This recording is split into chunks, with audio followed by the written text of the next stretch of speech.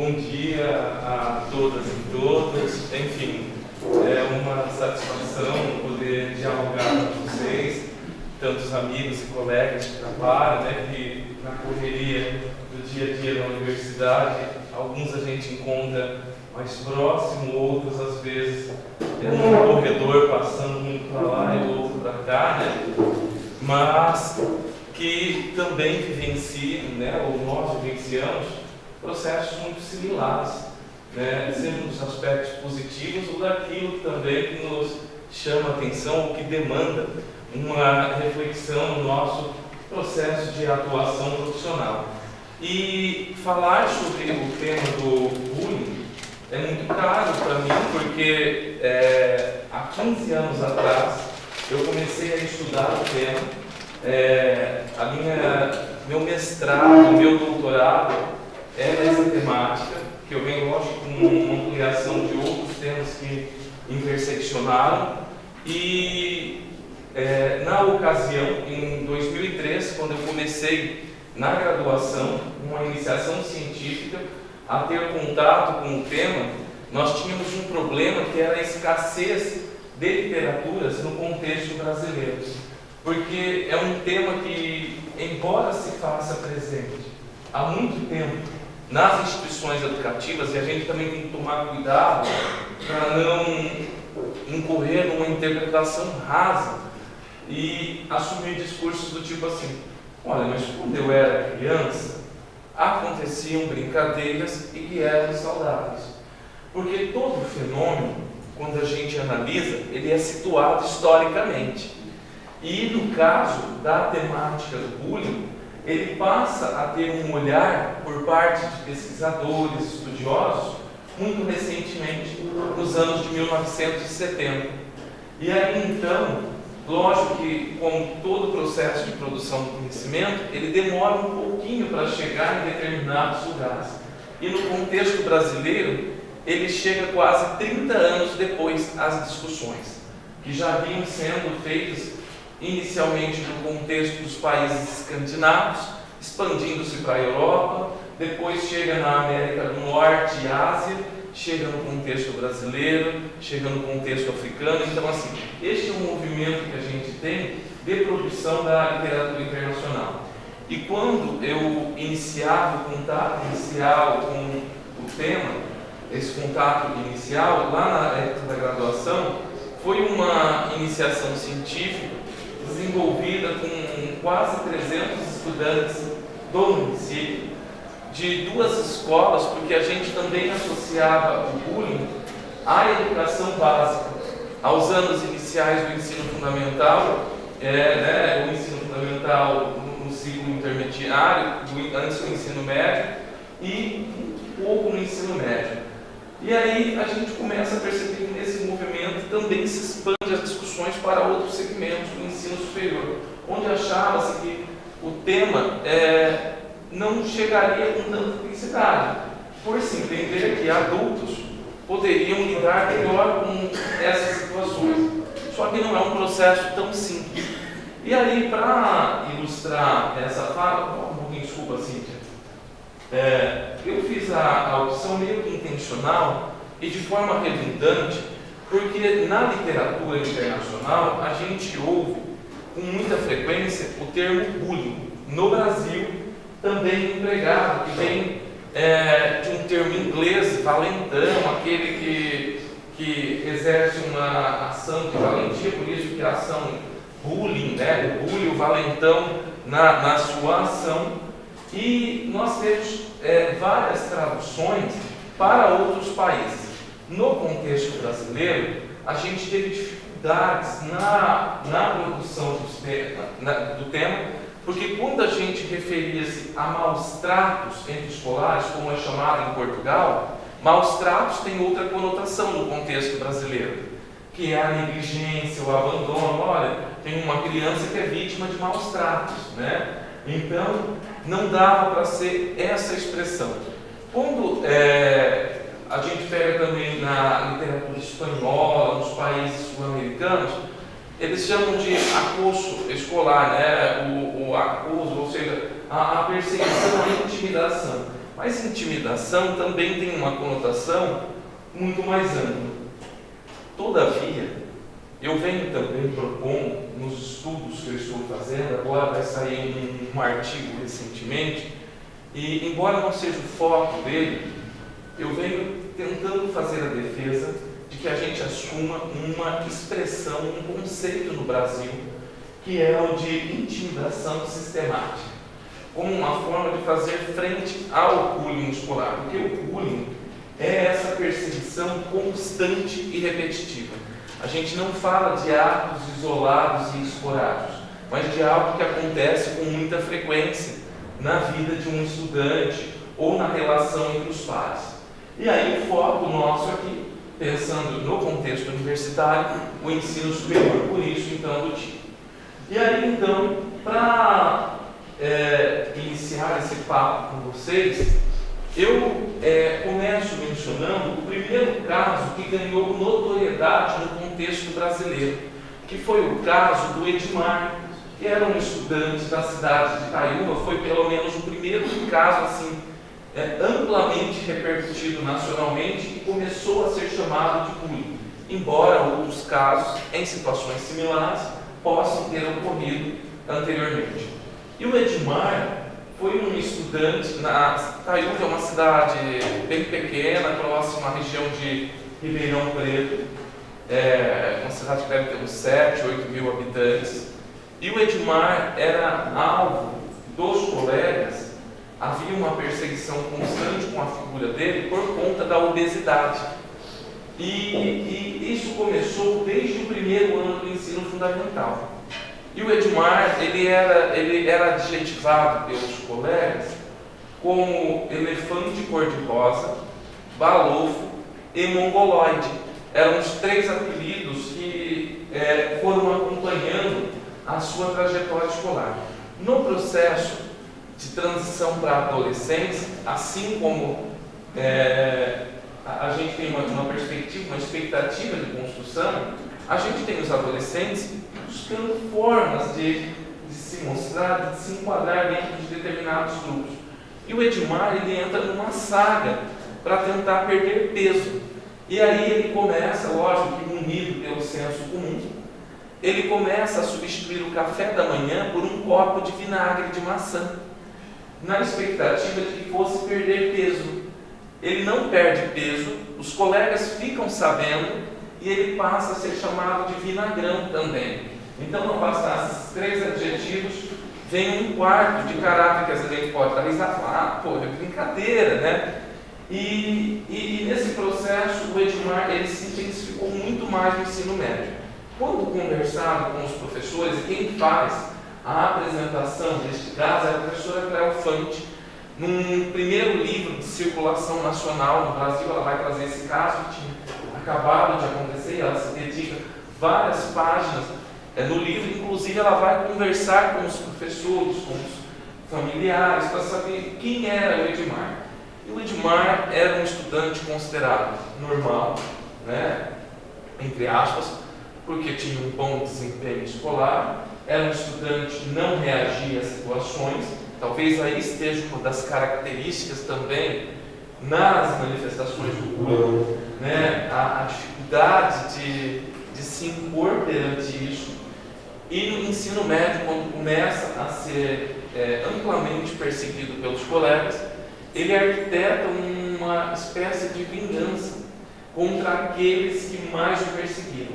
Ele deixa uma carta detalhando tudo isso. Ele tinha acesso a uma arma dentro da sua casa, porque o pai trabalhava em alguma profissão que tinha acesso à arma. E ele deixa uma carta e ele tinha terminado o 3º ano do ensino médio, em dezembro, e naquela época o Estado de São Paulo, a rede estadual, tinha um sistema que chamava recuperação de férias no mês de janeiro. Talvez faz um tempo, a gente talvez não se recorde, mas os estudantes que não eram promovidos no decorrer do ano ficavam o mês de janeiro nas escolas. E ele entra nesse período e ele deixa registrado, inclusive tudo planejado, inclusive contra a professora, que mais presenciou as situações e que nunca se posicionou frente àquilo. E ele entra, ele fere um funcionário da escola, ele fere a professora, que ele menciona ser a mais conivente com as situações, e alguns colegas. Ele fere 6 colegas de turma e ele fere-se para sempre na frente deles. Ou seja, ele se suicida logo na sequência. Este foi o primeiro caso que ganhou notoriedade. A partir disso, na literatura dos estudos, a gente tem vários casos. Eu mesmo, nessa primeira pesquisa de iniciação científica, com esses 300 estudantes de Prudente, que tinham vinculação em 2 espaços, estudantes da zona central da cidade e na zona de bairros mais periféricos, porque a intenção era ver se tinha alguma conotação com a classe social. E não. A literatura começa a revelar que os casos de bullying escolar, eles aparecem independente do contexto social e econômico. Tanto em colégios, estudos mostrando em colégios particulares, em escolas estaduais, sejam de áreas centrais ou de regiões mais afastadas. E aí, então, eu não vou também ilustrar com tantos casos, tem na literatura internacional, mas eu achei bacana colocar estes 2 também intermediários para mencionar para vocês, que são de estudantes da nossa região, estudantes classificados com deficiência intelectual e que fazem parte de um programa do SENAC, de formação profissional no SENAC, e eles vão relatar, e aí eu fiz umas ações junto ao SENAC com esses estudantes, porque eles tinham a resistência, inclusive, de frequentar o espaço. E aí tem um monte de depoimentos, porque assim, a fala, eu como pesquisador, então assim, eu estava tão atribulado e não conseguia encaixar na agenda momento para fazer formação com esses estudantes. E aí eles escreveram cartas para mim, contando cada um deles, dessa turma, o que acontecia. E eram uns 30 estudantes. E aí eu selecionei 2 e eles contam então. O primeiro, no caso, que é o segundo ali: os alunos me insultavam de preto, burro, você nunca vai aprender. E depois de um tempo também comecei a apanhar esses alunos. Eles me insultavam, sofri mais de 1 ano, não tinha coragem de contar para a minha família. Porque essa também é uma dimensão muito presente na literatura, que é a dificuldade de ter alguém que faça a escuta.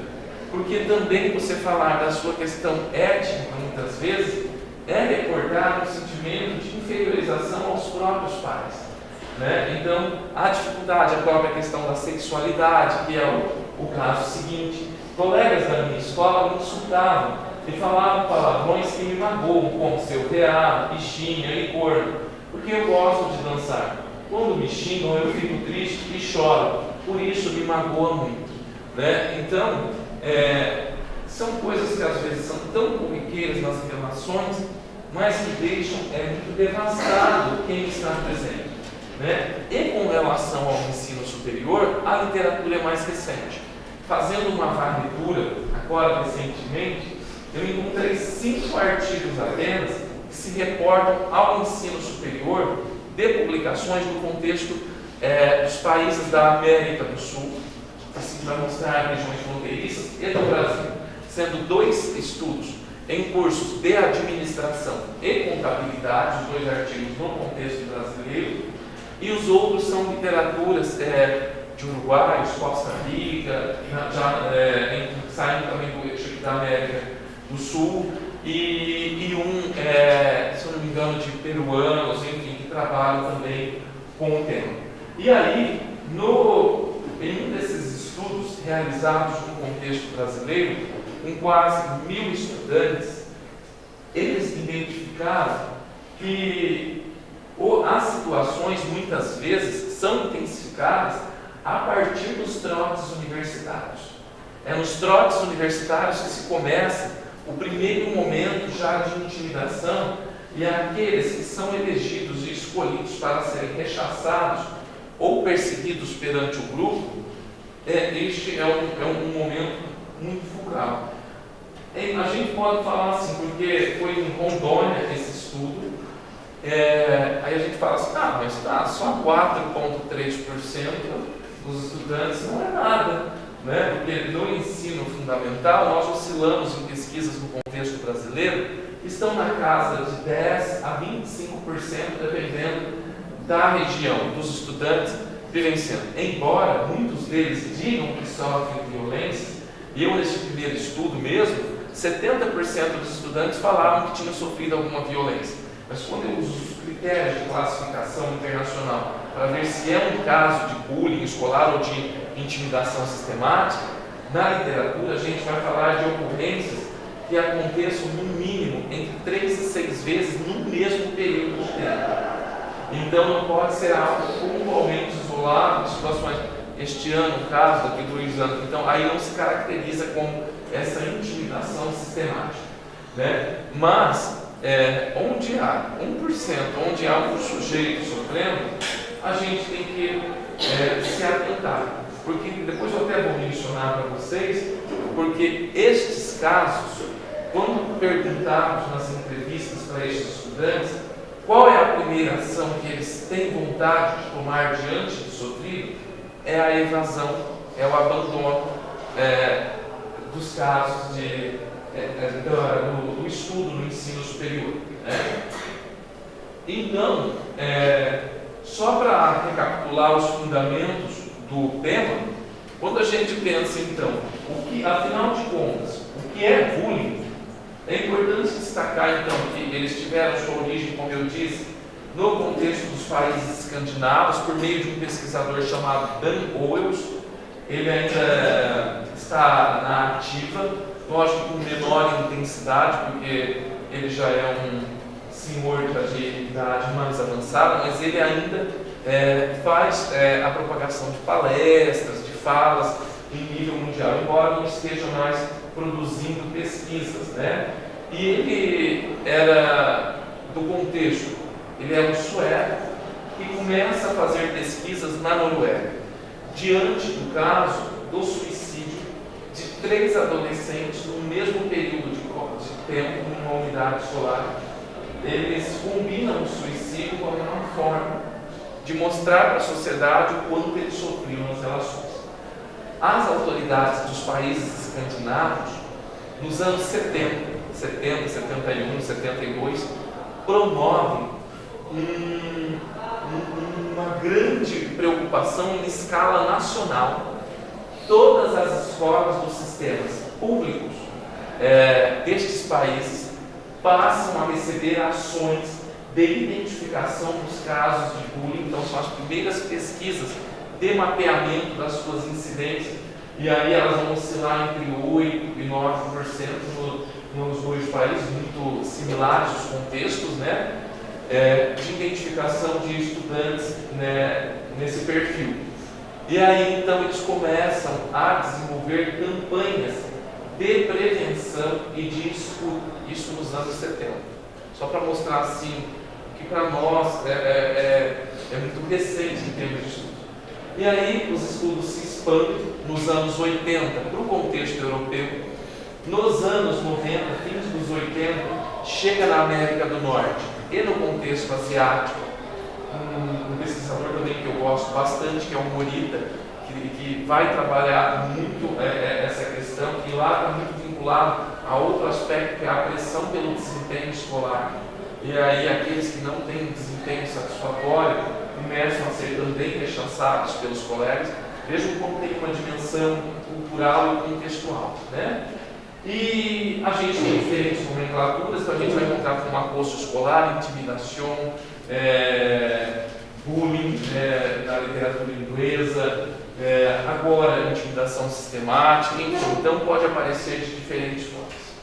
Outra questão é que as manifestações do bullying, elas podem ocorrer tanto na dimensão física quanto ao contato mesmo, e isso é mais comum entre os menores, os estudantes menores. Nas pesquisas isso é recorrente, tanto as que eu já fiz quanto as que eu vejo na literatura internacional ou de outros pesquisadores nacionais. A recorrência da dimensão física é mais intensa.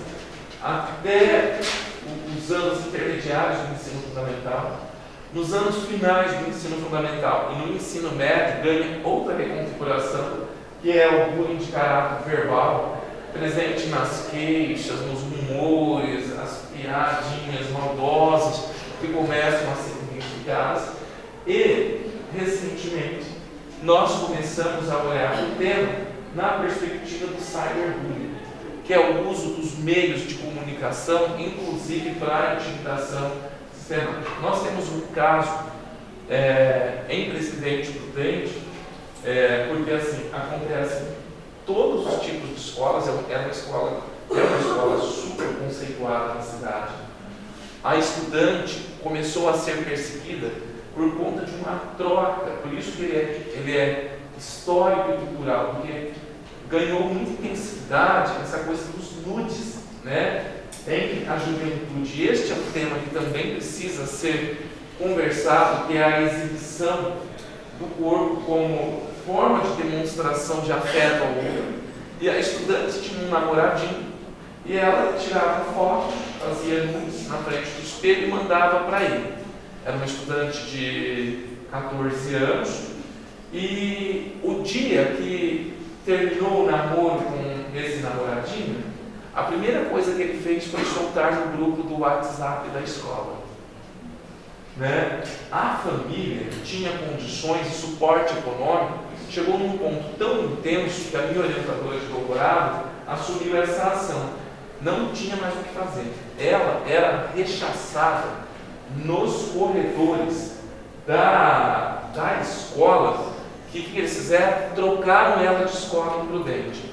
Depois de 2 tentativas, porque caiu na rede, né? Chega na outra escola também. Ela não teve vida fácil aqui. E o que a família fez? A família era dona de um empreendimento local. Eles mudaram-se do estado de São Paulo, levando, e eu estou dizendo assim, que não é toda a família que tem condições de fazer isso, e que tem, inclusive, consciência da necessidade de uma mudança radical, de tirá-la desse contexto. E aí ela foi tirada, junto com a família, que muda-se do estado de Prudente para outro estado, tentando dar prosseguimento nesse empreendimento familiar. Então, assim, é um caso que parece exagerado, mas tem vários. Quando as escolas nos chamam para conversar e elas nos buscam, é sempre no momento de socorro. Quando há já o caso assim, do estudante sinalizando uma perspectiva da tendência do suicídio ou de algumas situações. Nós tivemos um caso que me chocou muito em Nova Andradina, aqui no Mato Grosso do Sul. A estudante, ela se enforcou na varanda da casa, só pelo medo também. Ela era uma estudante de 2º ano do ensino médio. O namorado era mais velho, ele pedia vídeos para ela, e aí no dia que também o relacionamento terminou por iniciativa dela, ele começou a ameaçá-la de que iria soltar para os colegas, né, da cidade que ele divulgava. E ela começou a ficar muito apreensiva. A mãe relata que ela só chorava nos últimos 4 dias e não sabia o que era.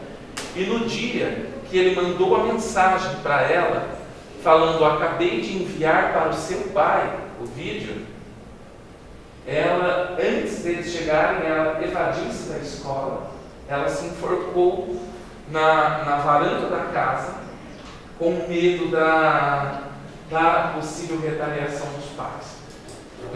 Agora, o que eu estou querendo sinalizar é que não é com moralismo que a gente resolve nesses tipos de casos, né? Quando a intimidação acontece por conta de exposição, né? E nós, às vezes, temos que alertar os estudantes, inclusive, para o cuidado com a exposição midiática nossa. Mas também tem a outra dimensão, que são daqueles que têm receio de contar o porquê sofre.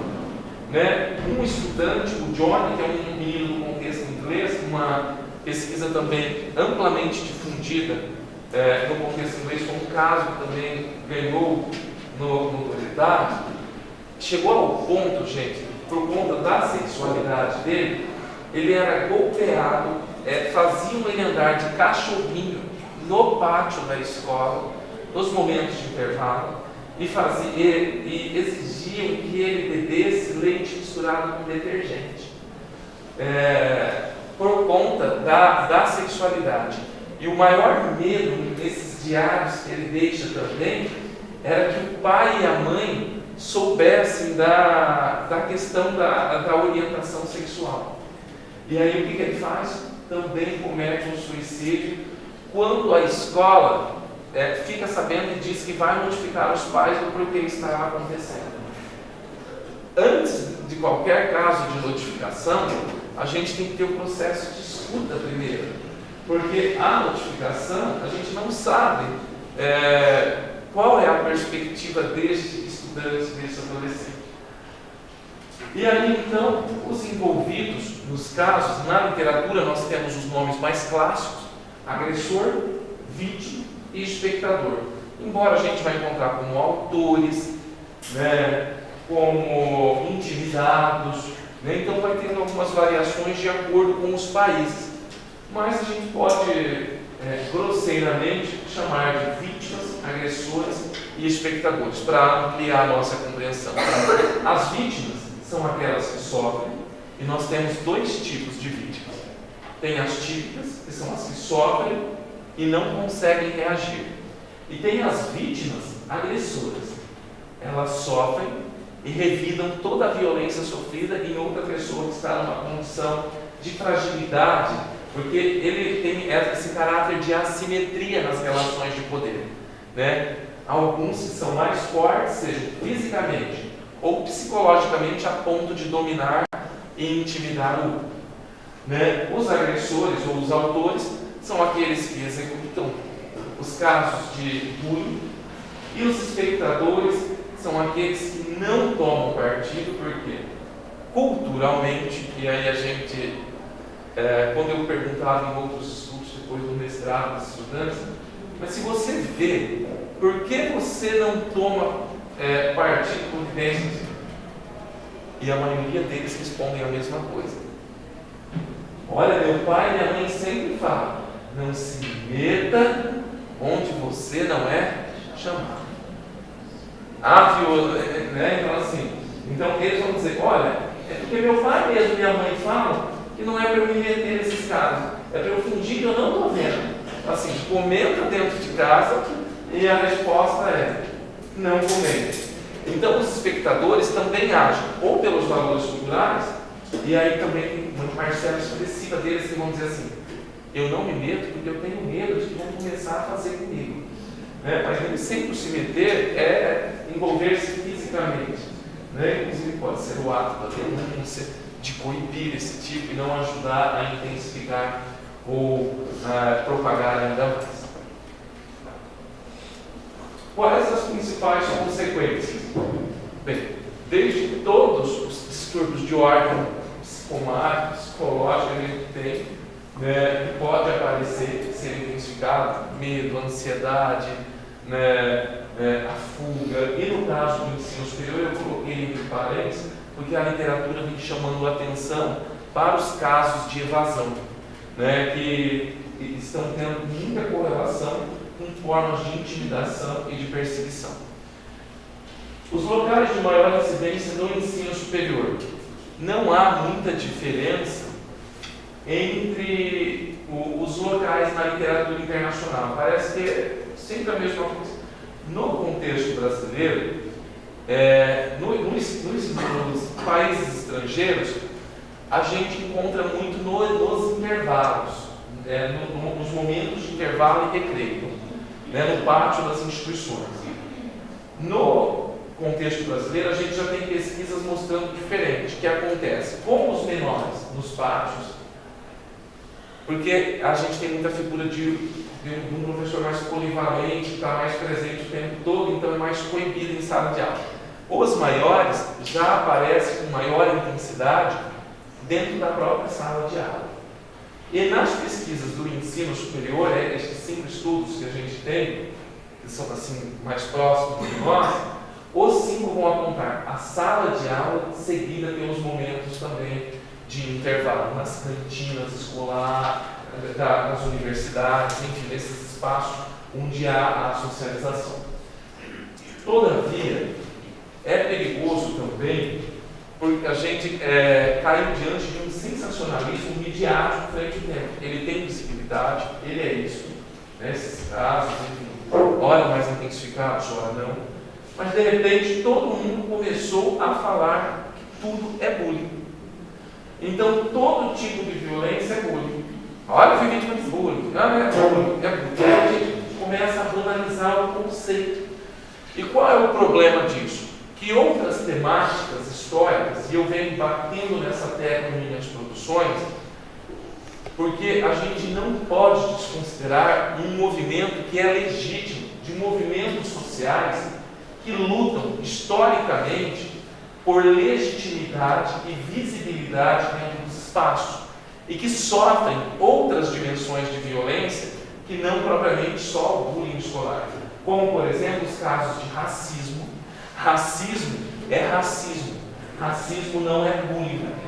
Pode ser um bullying de caráter racista, mas eu não posso abrandar a situação como se não existisse racismo, como se não existisse homofobia, né? Como se não existisse outras questões dentro, por exemplo, as questões religiosas que no contexto brasileiro também são intensificadas, né? Então a gente tem que tomar muito cuidado. Se for fazer a caracterização frente a uma dimensão de violência maior, a gente faz um bullying de caráter racista, homofóbico, religioso, étnico, enfim, racial.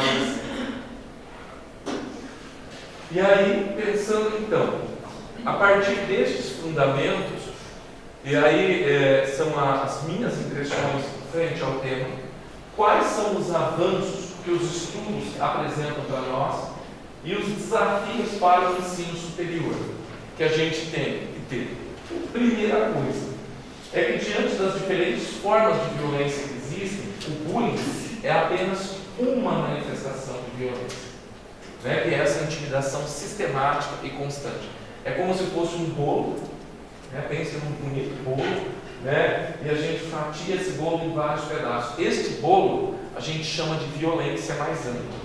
E aí, em cada fatia de bolo, eu vou esmiuçando as dimensões da violência. E aí eu olho para uma fatia chamada bullying escolar, para não ser tudo bullying ao mesmo tempo. Outra questão, e aí sou eu e a minha orientadora, são a influência dos aspectos sociais e culturais na interpretação, né? E nós, no contexto brasileiro, temos alguns valores de uma cultura machista, de uma cultura de inferiorização da figura da mulher, da dimensão do estudo, ao invés de ser valorizado, é perseguido aqueles que se dedicam às atividades educativas, ou o inverso também é verdade, aqueles que têm dificuldades de aprendizagem. A questão das deficiências é intensificada porque nós ainda temos uma barreira gigantesca para efetivar uma concepção de uma educação inclusiva, né, na perspectiva inclusive de uma escola para todos, frente a uma diversidade mais ampla, e ainda a gente reforça em alguns valores que estão apregoados constantemente. A dimensão do individualismo, da efemeridade das relações sociais, ou seja, tudo é banal, superficial, o outro pouco tem importância, né? O preconceito, né, que também está tão escancarado, explicitado, às vezes nós reproduzimos o preconceito de maneira não intencional. É difícil a gente reproduzir e lidar com as dimensões de um preconceito que às vezes está em nós historicamente. Eu costumo usar como exemplo, minha avó é uma mulher assim, super humilde, analfabeta, que vivia nos valores mais simplórios e religiosos que vocês pudessem imaginar, mas tinha um preconceito totalmente construído culturalmente, que era com relação aos negros. E para você desconstruir isso na cabeça dela, não era algo tão simples, porque foi algo reforçado. O dia que eu disse para minha avó que ela era negra, eu quase matei ela infartada. Eu falei, vó, a senhora sabia que a senhora é negra? Porque minha avó tinha o cabelo todo puxado. Aí ela falou assim, eu não, eu sou mineira. Ela falou assim, não, vó, a senhora é mineira? A senhora sabe a cidade de origem, que era analfabeta, dificuldade, né? Ela falava assim, foi na cidade de Minas Gerais. Eu falava assim, olha, vó, mas Minas Gerais não é uma cidade, é igual o estado de São Paulo. Aí eu pegava um mapa dos livros de geografia e eu tentava mostrar para ela o que era José Bonifácio, onde tinha, nem aparecia no mapa ali, eu falava assim, onde está aqui o pingo da caneta, é que está a nossa cidade. Eu falava, tudo isso daqui, ó, na cidade de Badibacite, que é do tio fulano, é o estado de São Paulo. Aí eu falava assim, e lá onde está o tio Zezão, que era o filho dela, é Mato Grosso do Sul, que era Dourados. Aí eu tentava mostrar, em Minas Gerais tem um monte de cidade. Qual cidade será que é? A senhora nunca perguntou para o teu pai e para a mãe? Aí ela, falava que era Minas Gerais. Eu falava assim, então dá, porque eu queria voltar com ela assim no processo da escravidão. Porque a minha bisavó, que era a mãe dela, contava para mim que comia no coxo a comida, né?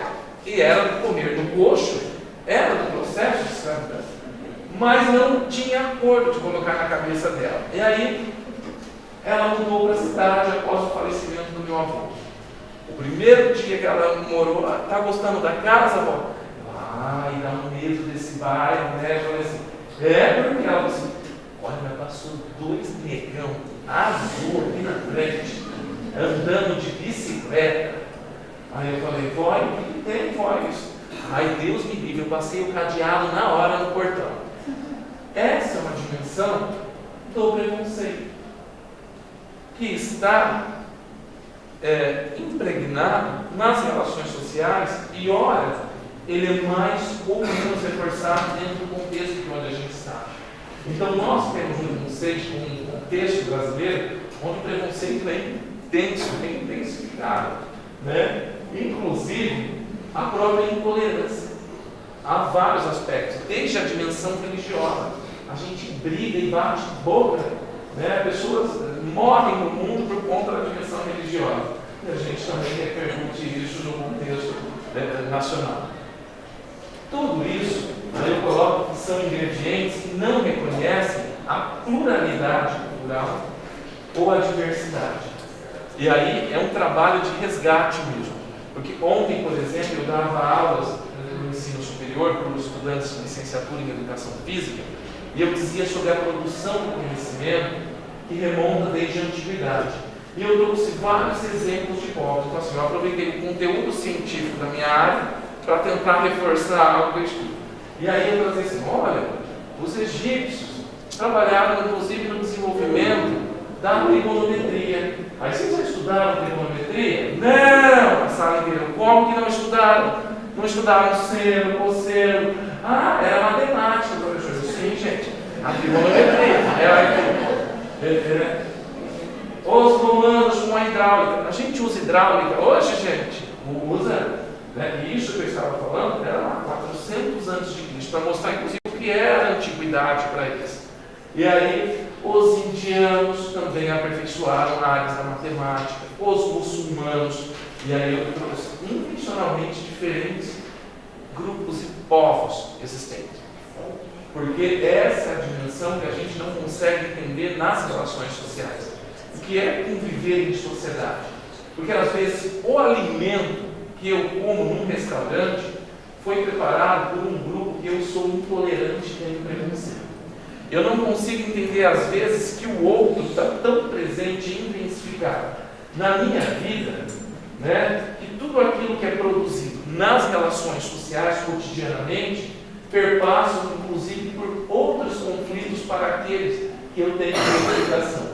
E a dimensão da diversidade, que é essa amplitude de possibilidades de olhar para o gênero humano, estabelece inclusive a coexistência de várias culturas, sobretudo no contexto brasileiro, que a gente tem 24 Brasis, se for pensar, 20, né? Ou menos, dependendo do estado ou do cidade, mas quantos Brasis a gente tem dentro desse Brasil? Né? Inclusive, que impactam formas de ser que não são homogêneas, formas de agir e de pensar que não são as mesmas. Né? Daí eu também destaco que o não reconhecimento da diversidade, muitas vezes, e aí a antropologia vai dizer para nós, está assentado no que a gente chama de uma perspectiva etnocêntrica.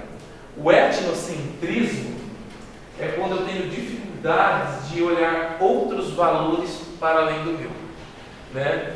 Então é aquilo que gera estranhamento nos valores. E coisas das mais simples, às vezes a gente chateia um colega. Eu, quando estava fazendo doutorado na Espanha, imaginem que na turma era toda de estrangeiros a turma. E imperavam os chineses. Era o que mais tinha. A turma, eu fazia estágio de docência nessa disciplina. Tinham então 22 estudantes, sendo que 7 eram chineses. Tinha uma croata, tinha um dinamarquês, tinha um equatoriano, tinha uma mexicana, tinha uma de República Dominicana, tinham 4 espanhóis na turma. Então tinha uma muçulmana, enfim. Aí então era essa turma. Muito rica a experiência. E a turma tinha assim, diferentes valores, até mesmo na hora de socializar. Chegou no fim do ano, uma estudante da Espanha propôs que nós fizéssemos um jantar, uma cena, né? De Natal, de Navidade, né? E aí tinha que escolher uma cultura para comer.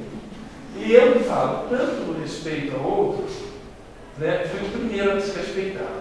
Porque o meu medo na hora é que ganhasse quem? Os chineses. Os chineses, se oferecer na minha cabeça, carne de cachorro. Então a primeira coisa que eu falei assim, gente, do jeito que eu vou falar com carne de cachorro, né? E aí começou. Então, o francês sugeriu uma sopa de caracóis. Eu, gente, mas nem pensar. Eu falei, olha, eu não gosto de sopa de caracóis. Isso aqui não é a sopa de escargot. Eu, meu Deus, mas nem pensar uma sopa de escargot. Isso não está no meu paladar, né? Assim, eu nem estava pretendendo comer. Aí, gente, olha, mas tem outras possibilidades, Marcos. Eu falei assim, olha, a gente tem que pensar melhor. E os espanhóis gostam da sopa de caracóis. De repente começaram a botar na sopa de caracóis. Aí eu falei, é o fim da minha vida essa sopa de caracóis agora. Aí começaram os chineses, no restaurante dos tinos. Os tinos eram os chineses, eu, ai meu Deus, é os chineses que vai ganhar. Certo? Aí chegou num ponto que eu falei assim, olha gente, eu não vou comer comida chinesa. Aí essa estudante que no país dela não comia carne de vaca, ela falou assim, sabe qual é o seu problema, Marcos? Você está querendo que a gente coma vaca. Aí eu falei assim, ela falou assim, e para mim, ela falou assim, a vaca é um animal sagrado. Aí eu falei assim, olha gente, ninguém precisa comer vaca, nem bolo, nem nada. Nem caracóis, nem a comida dos chineses. Aí eu falei assim, a gente pode, sei lá, come uma sopa de couve-flor, né? Falei assim, salada, a gente vai num lugar que tem salada. Aí a chinesa, com muita dificuldade de falar em espanhol, ela disse para mim assim, olha Marcos, ela falou assim, você me chateia muito falando isso. Aí eu, meu Deus, eu olho, não é minha intenção chateada. Ela falou assim, você já comeu a comida dos tinos? Aí eu falei assim, não, assim, eu nunca fui ela assim. Então, como você não gosta do que você não provou? Aí eu falei assim, olha gente, eu falei assim, mas eu não como carne de cachorro. Aí eu falei, porque o cachorro é sagrado para mim. Você eu quero para outro. Aí o cachorro era sagrado. Aí ela falou assim, não Marcos, fique tranquilo, porque a carne de cachorro é muito cara. Nós vamos comer carnes baratas, que eram frutos do mar, isso aqui. Vai comer isso. Enfim, foi uma experiência. Então, olha, diante de uma simples situação, a gente reproduz a intolerância ao outro, a uma forma de pensar e agir diferente da nossa, né? Então, assim, às vezes até de forma inconsciente, porque a gente quer reproduzir a nossa perspectiva ética, né? E aí, o não reconhecimento da diversidade numa perspectiva etnocêntrica ocasiona situações de violência, dentre elas o bullying, e em casos mais extremos nós temos o ódio e a morte, né? Inclusive, várias pessoas são mortas diariamente em função de algum modo de ser e agir diferente daquele que eu concebo como hegemônico ou como uma verdade absoluta, né? Oi? Também, enfim, tantas outras questões.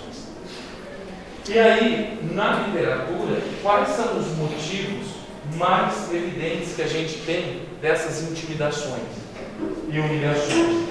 As questões étnicas, não é por ordem de investigação, é que eu estou pegando na literatura. Etnia, orientação sexual, religião, estrutura físico-corporal, gordofobia, né?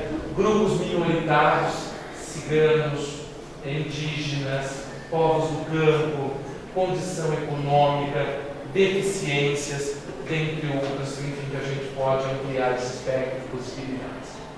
E aí, pensando então nesses aspectos do ensino superior, qual é o nosso papel? Né? Só para a gente começar a se inquietar frente a essas questões. E aí eu destaco a importância da gente não naturalizar as formas de violência, e vários estudantes, nos cursos onde eu ministro aulas, por saberem que eu estudo o assunto, depois de oficinas, nas jornadas dos cursos, eles passam, gente, a me procurar por conta dessas questões. E, olha, parece bizarro o que eu vou dizer, mas eles dizem que o professor dá risada da situação de rechaço coletivo em sala de aula. Porque quando a gente ri, a gente está naturalizando, está achando que é normal. Então a primeira forma que a gente tem que fazer é coibir. Mas não é coibir assim, olha aqui dentro, não é isso, é a gente conversar com os estudantes. Se a gente tiver uma entrada de qualquer tipo de situação, a gente não precisa expor a pessoa também para o caso deste estudante. Olha, eu gostaria de conversar com vocês sobre as diferentes situações de violência. E a gente pode usar, por exemplo, esse exemplo que eu dei do restaurante, né? Que quando quem prepara a nossa comida, quem confecciona a minha roupa, né? Às vezes é aquele que eu estou rechaçando.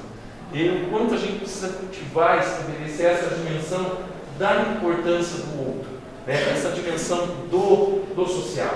E parar 10, 15 minutos da nossa aula para uma situação que a gente identifique, não é perder tempo. Não é perder tempo no conteúdo que a gente está trabalhando. Porque a gente ganha quando a gente tem um clima e um ambiente mais saudável. Inclusive a professora Calu, que está aqui também, professora do mestrado, ela faz parte de um grupo de pesquisadores junto ao Unicamp, a professora Thelma Vinha, que estará aqui no EMPED, né? Fazendo parte do EMPED. E elas fazem pesquisas muito ligadas a essa questão também do bullying, mas do clima escolar, como pensar então um clima mais amistoso, onde as relações possam ser permeadas pelo respeito e o reconhecimento do outro. Né? Também o entendimento de que nós somos permeados por influências culturais e sociais. Eu não estou negando os processos de filogênese, da estrutura de constituição biológica dos indivíduos, mas nós nos constituímos também por estes valores sociais e culturais. Este é o processo de ontogênese que a gente tem na literatura científica.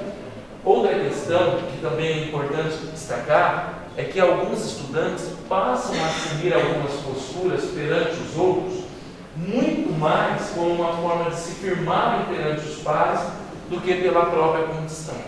E aí, às vezes, um simples ato de estar aberto à escuta, ao diálogo, à conversa, com os estudantes pode fazer com que se repense algumas dimensões.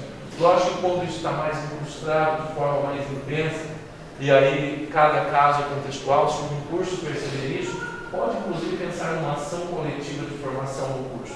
Eu estou aqui na instituição, tem outros pesquisadores que podem auxiliar, e os próprios professores podem pensar numa estratégia também, não é porque tem alguém que estuda o assunto que é a verdade absoluta, né?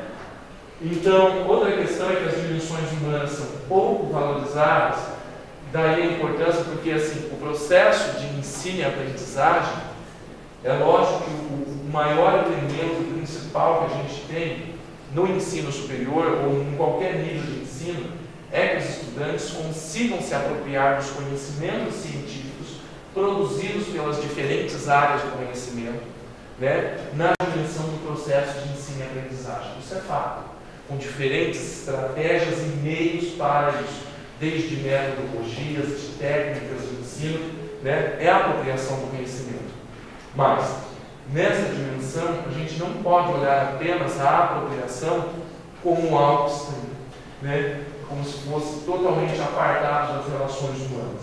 Inclusive, eu tenho percebido, aqui na trajetória da instituição, que é o que eu coloco, uma postura de abertura para o diálogo.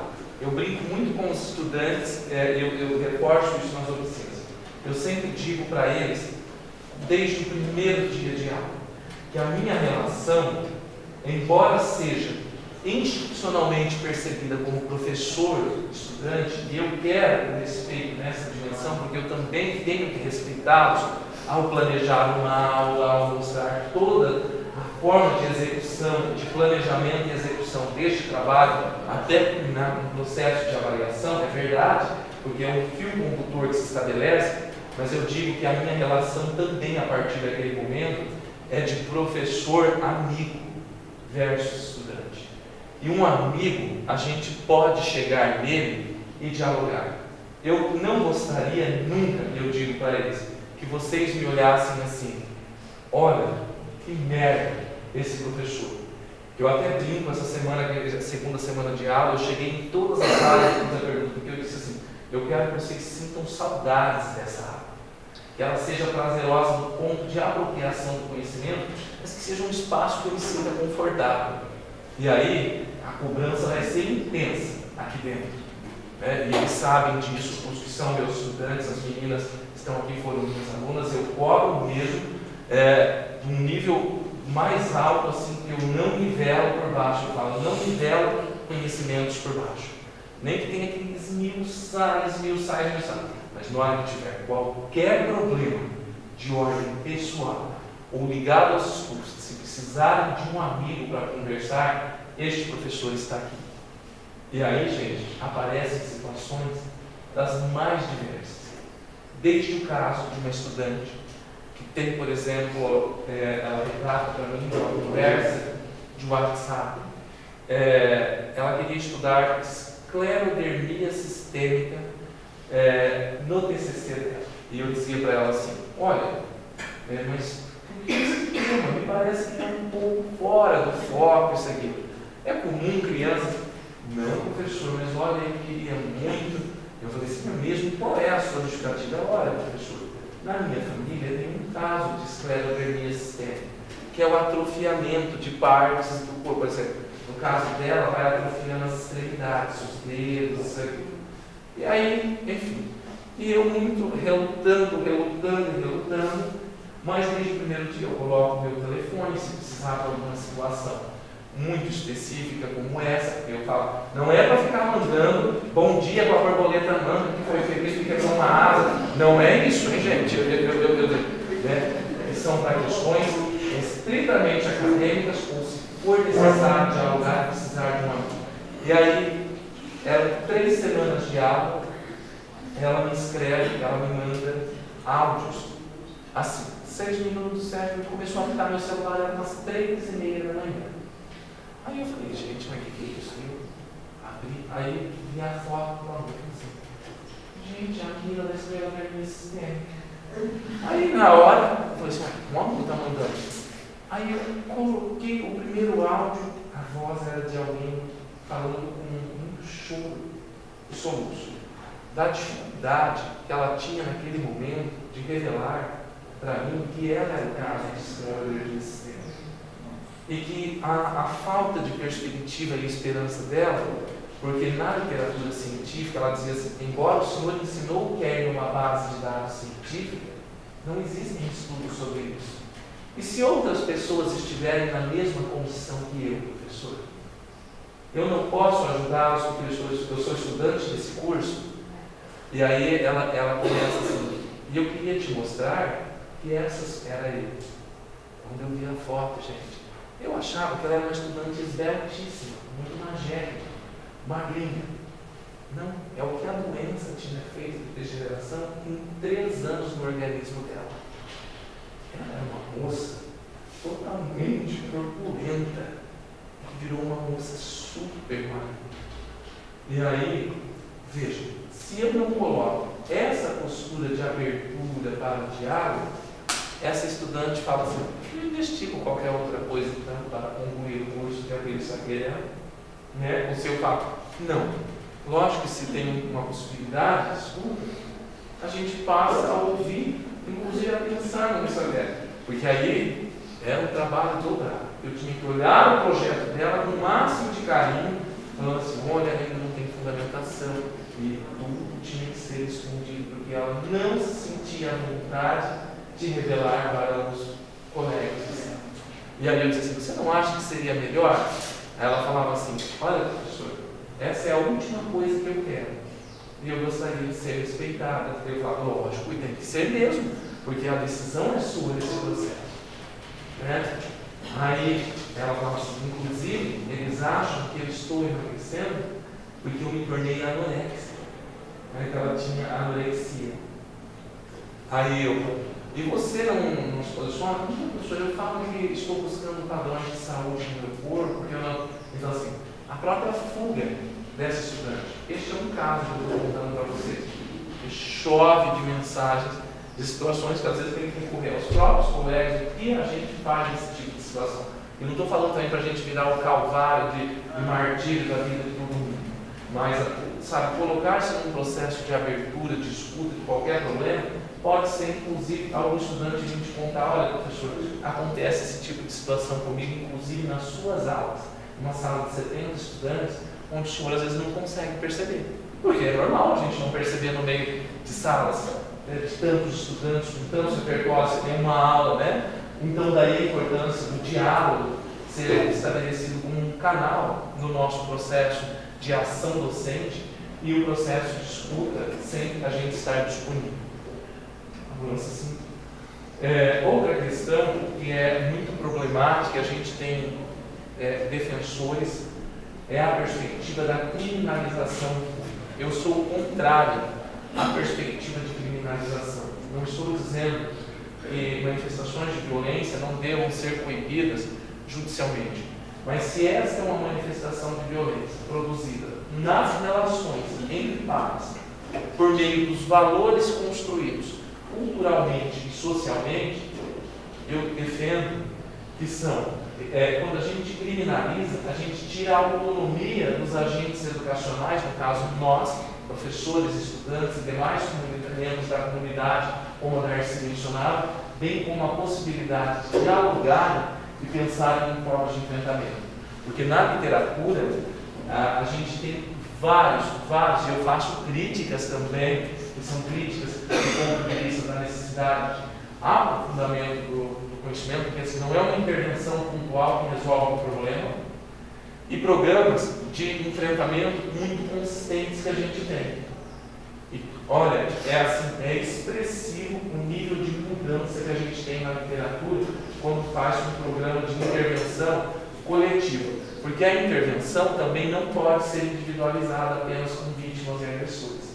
Porque as relações são mais amplas no contexto onde ele está inserido. Então, todo o processo de intervenção, eu posso até conversar individualmente, mas eu tenho que também chamar a atenção para a dimensão coletiva, para o espaço coletivo. Daí a importância, inclusive, nos casos que a gente identifica que não está ao nosso alcance, nós temos, inclusive, profissionais da instituição porque o apoio, né, o SWAP, que a CAU faz parte, assim como outros profissionais da instituição, que é o Serviço Universitário de Apoio Psicopedagógico, né, esse é um tipo de situação que pode ser encaminhado. Elas não vão resolver, não é a clínica de psicologia que elas vão fazer, a intervenção clínica diante desse tipo de situação, mas, inclusive, o aconselhamento elas podem fazer, porque alguém que está sofrendo, né, pode ter prejuízos, inclusive, no seu processo de aprendizagem, não é mesmo? E aí, também sabe, então, que toda ação tem que ser coletiva e assumida pelo curso e respectivos atores.